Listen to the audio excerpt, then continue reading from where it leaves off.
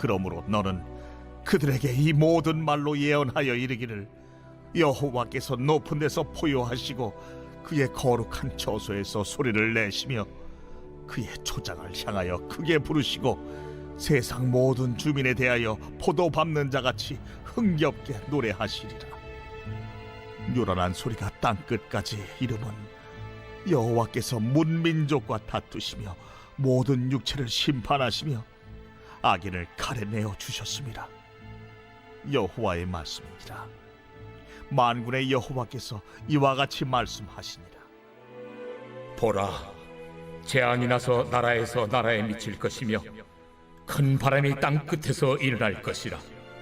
그날에 여호와에게 죽임을 당한 자가 땅 이 끝에서 땅 저 끝에 미칠 것이나 그들을 위하여 애국하는 자도 없고 시신을 거두어 주는 자도 없고 매장하여 주는 자도 없으리니 그들은 지면에서 분토가 되리로다. 너희 목자들아 외쳐 애곡하라. 너희 양떼의 인도자들아 잿뱀에서 뒹굴라. 이는 너희가 도살당할 날과 흩음을 당할 기한이 찼음인즉 너희가 귀한 그릇이 떨어짐같이 될 것이라. 목자들은 도망할 수 없겠고 양떼의 인도자들은 도주할 수 없으리로다. 목자들이 부르짖는 소리와 양떼의 인도자들이 애국하는 소리여 여호와가 그들의 초장을 황폐하게 함이로다. 평화로운 목장들이 여호와의 진노하시는 열기 앞에서 적막하게 되리라. 그가 젊은 사자같이 그 굴에서 나오셨으니 그 호통치시는 분의 분노와 그의 극렬한 진노로 말미암아 그들의 땅이 폐허가 되리로다 하시니라.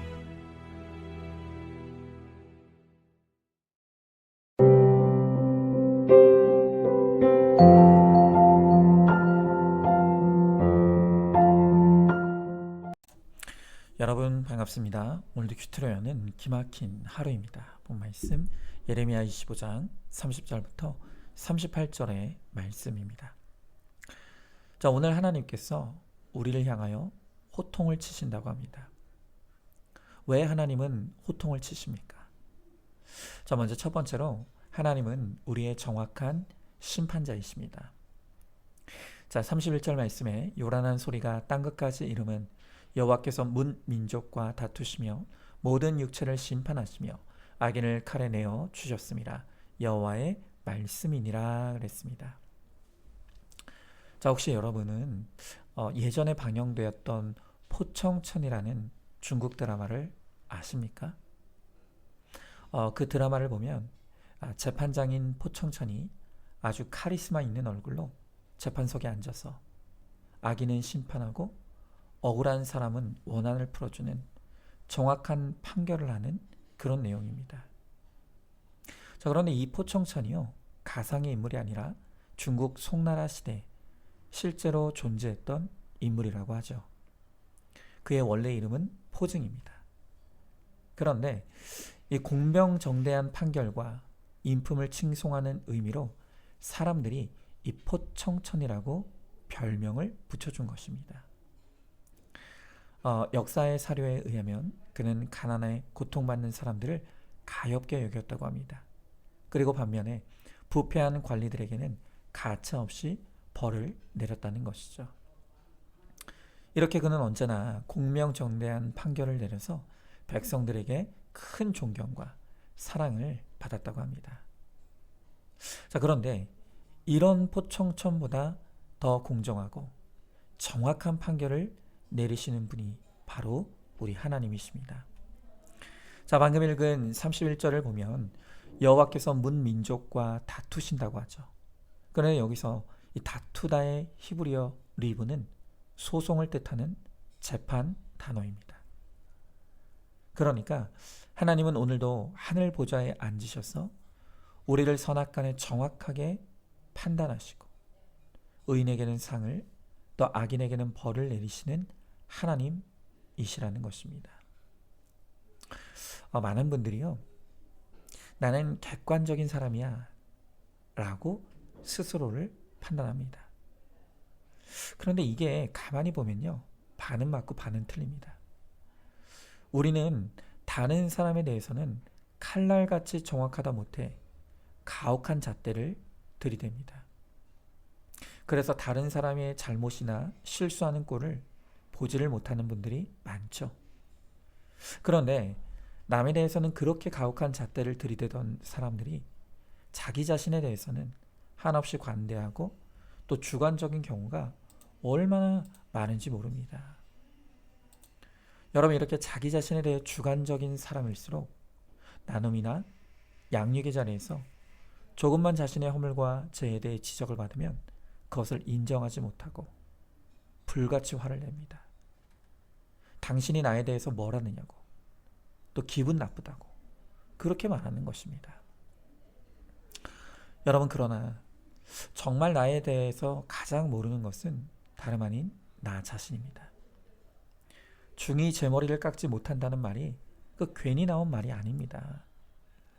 그래서 우리는 날마다 큐티의 자리에서 하나님의 말씀을 통해 나의 허물과 죄를 객관적으로 드러내시는 하나님의 정확한 판단을 받아야 합니다. 여러분, 저도요, 제 아내와 크고 작은 일로 다툼과 갈등이 일어날 때가 있습니다. 그런데 어쩔 때는요, 정말 아무리 생각해도 이번 일만큼은 내 죄는 없는 것 같고 또 상대방만 잘못한 것 같은 생각이 들 때가 있습니다. 그러면 마음이 굳어져서 얼마나 제 아내가 밉게 느껴지는지 모릅니다. 그런데 참 감사한 것은요, 이제 저에게 큐티가 거룩한 습관이 되었다는 것입니다. 그래서 내 잘못이 하나도 없다고 생각할 때에도 저는 큐티의 자리에서 하나님께 이렇게 묻습니다. 하나님, 저는 정말 잘못한 게 하나도 없는 것 같습니다. 여기서도 내가 볼 죄가 있습니까? 그리고 큐티를 합니다. 그러면 하나님은요, 그래, 이번 일은 내가 생각해도 네 잘못은 없는 것 같다. 그러니 이번만큼은 절대로 먼저 사과하지 말아라 라고 하신 적이 단 한 번도 없습니다. 분명히 제 생각에는 저는 잘한 것만 있는 것 같습니다. 잘못한 것은 하나도 없습니다. 그런데 말씀 앞으로 가서 하나님의 재판정 앞에 서면 하나님은 언제나 저도 몰랐던 저의 허물과 죄를 드러내십니다. 그러면 방금 전까지 나는 잘못한 게 없다고 떠들던 저의 입이 다물어지고 아내에게 용서를 구하게 됩니다. 여러분, 우리가 다 내 옳고 그름에 빠져서 나는 맞고 너는 틀렸다고 하기에 가정도 교회도 나라도 다 병들어 있습니다. 우리는 오직 하나님의 재판정에서 말씀의 판결을 받아야 합니다. 그럴 때 비로소 나도 남도 객관화하게 됩니다. 그럴 때에만 나도 변화되고 내 가정도 교회도 나라도 변화될 수가 있는 것이죠. 자, 한번 질문해 봅니다. 나는 객관적인 사람이야 하는 사람이야말로 가장 주관적인 사람이라는 것을 알고 있습니까? 하나님의 말씀으로 판단받을 때에만 나도 남도 객관할 수 있다는 것을 깨닫습니까? 날마다 큐티로 내 죄와 허물을 깨닫고 회개함으로 변화로 나아가는 데 힘쓰시기 바랍니다. 자, 둘째로 내 고난은 내 죄의 결론입니다. 자, 32절부터 33절의 말씀에 만군의 여호와께서 이와 같이 말씀하시니라. 보라, 재앙이 나서 나라에서 나라에 미칠 것이며 큰 바람이 땅 끝에서 일어날 것이라. 그날에 여호와에게 죽임을 당한 자가 땅 이 끝에서 땅 저 끝까지 미칠 것이나 그들을 위하여 애곡하는 자도 없고 시신을 거두어 주는 자도 없고 매장하여 주는 자도 없으리니 그들은 지면에서 분토가 되리로다 그랬습니다. 자, 이제 하나님의 정확한 판결이 내려졌습니다. 그리고 그 결과로 각 사람은 자기 죄에 합당한 대가를 치르게 된다고 합니다. 여러분, 지금 내가 삶에서 겪는 고난, 바로 그것은 내 죄의 결론입니다. 여러분은 어떤 고난을 만났습니까? 남편 고난, 아내 고난, 자녀 고난, 물질 고난, 질병 고난 등. 지금 우리가 만나는 삶의 고난 가운데 지금 억울하다를 외치고 있지는 않습니까? 그러나 주님은 그것이 나에게 합당하다고 말씀하십니다. 나의 고난은 누가 준 게 아니라 내가 말씀을 무시하고 내 마음대로 살아온 내 삶의 결론인 것입니다. 그러나 주님이 이 땅에서 죄에 대한 대가를 치르게 하시는 것은 그저 단순히 잘못했으니까 벌 받아라, 그게 아닙니다. 이 땅에서 먼저 심판을 통과함으로 영원한 지옥의 멸망을 피하라고 하시는 것이 바로 땅의 심판을 허락하시는 하나님의 뜻인 것입니다. 여러분, 그러므로 지금 우리의 삶에서 만난 고난을 대하는 우리의 합당한 태도는 하나님이 100% 옳으심을 인정하고 옳소이다를 외치는 것입니다. 자, 한번 질문해 봅니다. 지금 어떤 고난 가운데 있습니까? 내가 당하는 고난이 억울하고 부당하다고 생각하고 있지 않습니까? 누구 때문이 아니라 내 죄에 합당한 결론임을 깨닫기에 하나님께 옳소이다를 외치고 있습니까? 자, 마지막 세 번째로 고난 가운데 애곡하는 자는 구원을 얻습니다. 자, 34절의 말씀에 너희 목자들아 외쳐 애곡하라.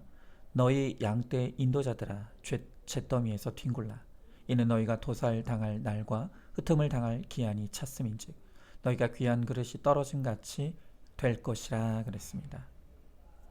자, 오늘 주님은 고난 가운데 있는 목자와 인도자들을 향해 애곡하라고 말씀하십니다.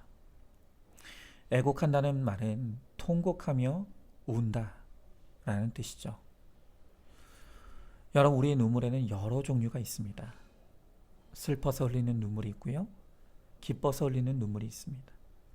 또 억울해서 흘리는 눈물이 있고 원통해서 흘리는 눈물도 있습니다. 여러분, 그러나 그 고난 가운데 나를 살리는 눈물은 바로 회개의 눈물입니다. 하나님은 우리가 내 죄 때문에 애곡하는 것을 기뻐하십니다. 그리고 내 회개의 눈물을 받으시고 내 죄를 사하여 주시며 나를 구원해 주시는 것입니다. 저는 목회를 하면서 정말 수많은 종류의 눈물을 목격해 왔습니다. 그런데 제가 보아온 그 많은 눈물들은 다 사람들을 병들게 하고 아프게 하고 또 상태를 더 중하게 만드는 병든 눈물이었습니다. 그러나 오직 자기 죄 때문에 흘리는 회개의 눈물은 그 사람을 놀랍게 변화시키고 또 영육간에 건강하게 하는 것을 수도 없이 보았습니다.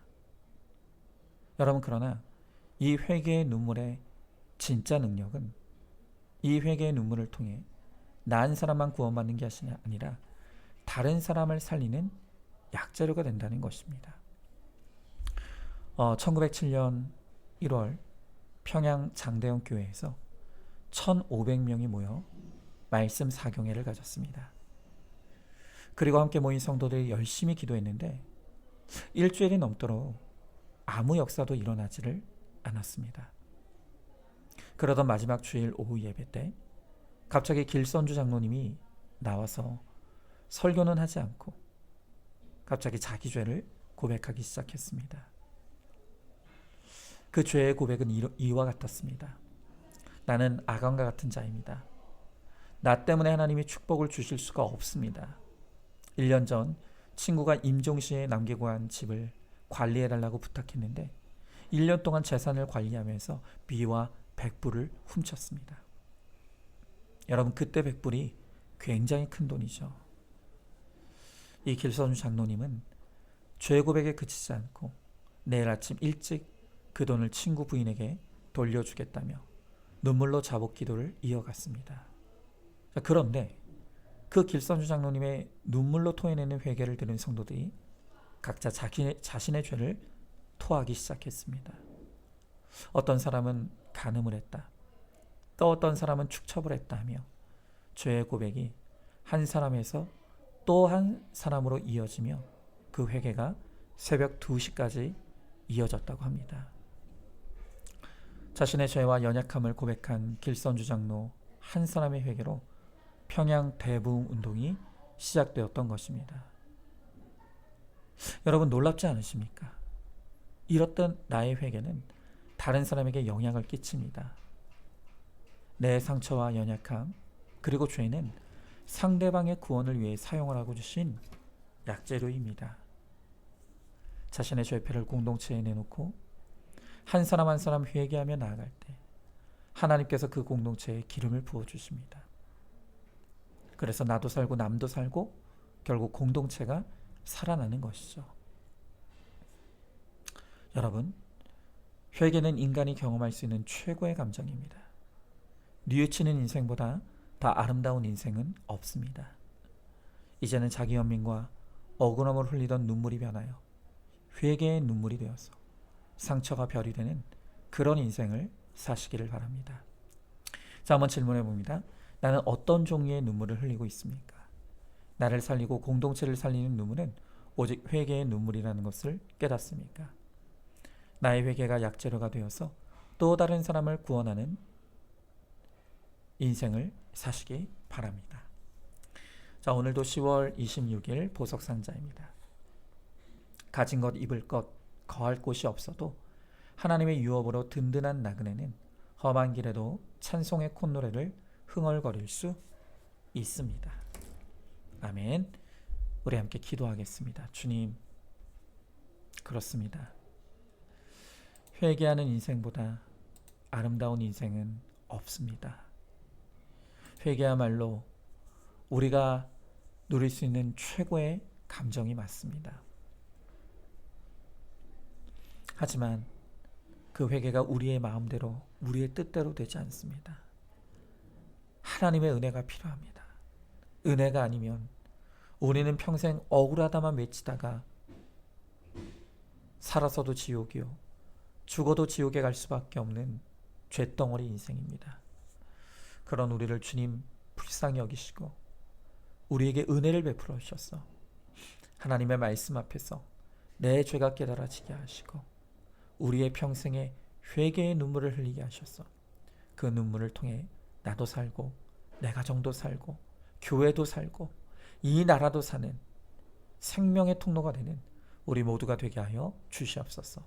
믿사오며 사랑이 많으신 우리 예수님 이름 받들어 기도드리옵나이다.